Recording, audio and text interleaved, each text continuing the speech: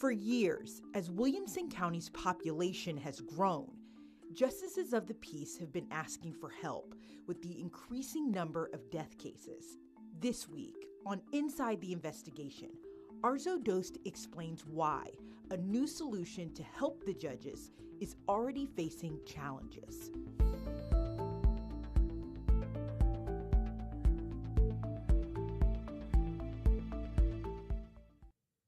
Welcome to Inside the Investigation. This week, I'm joined by investigative reporter Arzo Dost. Arzo, welcome to the show. Hi, Kelly. Thanks for having me. Thank you for being here. Let's jump right in. So for over a year, you and our investigative team have been highlighting a long-standing practice in Texas where justice of the peace, often without a background in medicine, can determine cause and manner of death in most parts of this state. Tell us why that is. Well, you have to explain, the law first, Kelly, and we've been looking at this, as you mentioned, for more than a year now. Texas law says for counties that hit a population of 2.5 million are required to establish a medical examiner's offices. But if you haven't hit that population threshold, counties can create their own medical examiner's office through commissioner's court. But here's the interesting thing. Across Texas, out of 254 counties, only 14 counties today have a medical examiner's office. Wow. So many are not doing that, even though they can do it as an option. Your story from this week focuses on Williamson County, which is in a peculiar spot. They're growing really fast, and it's, as you explained in your reporting, creating challenges. Absolutely. And it goes back to this law, for years now, justice of the peace judges who determine cause and manner of death and who are handling these death cases say the growing population is impacting their work inside their courtrooms on, the court cases too. And so Williamson County, for instance, the last Census Bureau said that they were close to hitting 700,000 people. And so the judges say as the population has grown, so has the death cases. And it's also become complex. Now, keep in mind, a JP can order, an autopsy, but often these autopsies are sent to either Travis County or a private forensics firm.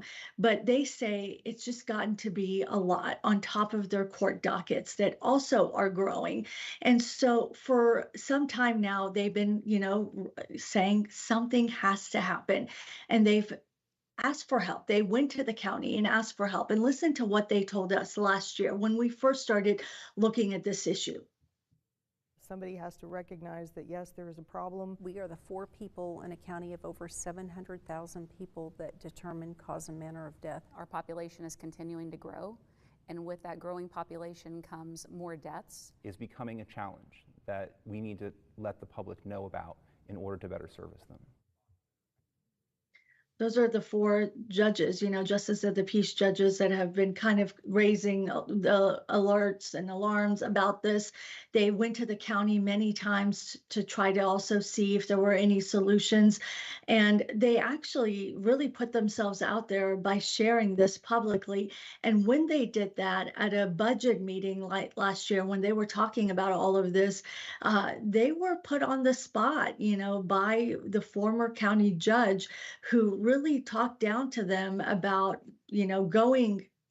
coming to us to air their concerns versus the county, which the judges say they had done that for some time. Listen to what happened. There will be a day, probably not in our time as public officials, but there will be a day that there is a medical examiner's office in Williamson County. And we continue to take steps moving in that direction. The county has taken several steps. They've tried to find different solutions until the county can establish its own medical examiner's office. And this was something this last legislative session that lawmakers also looked at very closely.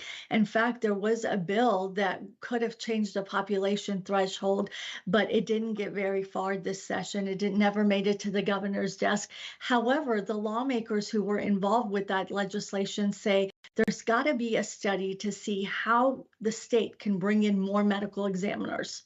And so when they were going through this process in the legislature, did you hear interest from other areas where they were also concerned about growth and not having this expertise in the area? Well, again, when only 14 out of 254 counties have this kind of experience, forensic experience, other counties are going to be facing the same issue. This is something that we heard throughout the legislative session, and the push for the population threshold to be changed so that it doesn't fall on commissioners' court to be the ones that have to establish the medical examiner's offices. Hmm. So let's go back to Williamson County. You mentioned that there were some solutions on the table that are already here. What ended up happening there? Well, their bigger goal is to one day establish a medical examiner's office, but Williamson County right now, they had to come up with an immediate solution. So that solution was hiring late last year 4 death investigators. And the death investigators were to come in, each assigned to one of the county justice of the peace judges, and really meant to be there to help the judges, whether it was going out to crime scenes or taking reports, really just facilitating the judges with the investigation, the death investigation, and they all have forensic experience. In fact, not long ago, we sat down with one of the 4 death investigators and got a really great insight into their role and what they do. Listen to what she said to us. We're kind of the eyes and the ears for the judges. So, I'm going to collect and get whatever information I can get to provide it to the justice of the peace so that way they can make the best decision for our county. And that was one of the, death investigators the county hired for Kelly. So we've got these death investigators there. For a while, these JPs have been saying to elected officials, help us. We need more help to deal with this workload. What has been the result of the death investigators being there? Kelly, the death investigators started in January, so it's been about 6 months now. And the judges, I've been talking to them throughout this process. They said, unfortunately, as of today, they have not seen the relief that they were hoping to see. They released, a statement saying that their responsibilities with, handling court dockets that are growing and then still being so actively involved in these death investigations has really not provided them the time they need to give back to the courtrooms. And so they're still trying to figure it out. Wow. So they finally get some quote unquote relief, but they're saying it's still not working. How is that possible that they have these new staff members and that's not helping them out? Do you have any insight into what the disconnect is? Well, Kelly, the county says this is a new program and they don't have a playbook on how to do this. So they say it's going to take some time for the death investigators to get used to the justice of the peace judges and the way they do things. And so the county says it's going to take some time, but the judges say, these death investigators come with a lot of experience. They have forensic experience. They've worked at other medical examiners' offices across the state, the counties that have them. And so they were expecting more of an immediate relief. And in fact, it's gotten to the point where we just, reported that one of the county judges told us that she no longer is going to be utilizing the assistance of her death investigator. And at this point, she's just going to continue to do it on her own because the relief has not been there and she's having to do more work to get everybody on the same page. So one of the judges, one of the JPs that sat down in front of you and said, we need help, we need assistance, says, not only is the help not coming quick enough, the relief isn't coming quick enough, but it's actually increasing my burden slightly. How is that possible? She says, there's a lot of learning curve that has to go with this right now, and it just hasn't gotten there. It's 6 months into the job. And so at this point, the judges are saying, we need to look at long term, what's going to happen. The county needs a medical examiner's office today. And if that's not going to happen, then we need to look at the death investigator program and possibly restructure it because what's happening right now is not working. And so the county and the judges want to sit down to see how to move forward. And you mentioned the medical examiner's office. That's their ultimate goal. That's what they really want to see. How far off is that from coming to reality?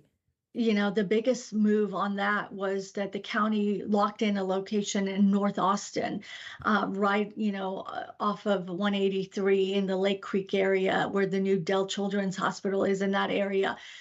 So they've locked in a location, future site of the medical examiner's office. But as far as the timeline goes, I'm told by the county, it really has not been discussed yet by county commissioners.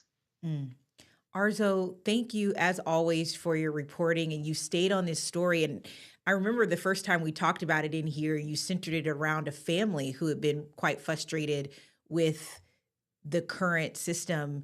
And I know they're watching and looking for what's going to ultimately happen in this situation. So thank you for your reporting. And thank you guys for listening and for watching us. You can find us every Friday morning, talking about our investigations that talk about corruption, systemic breakdowns. You can also find our investigative podcast anywhere you get podcasts, Spotify, Apple. Thank you so much for listening.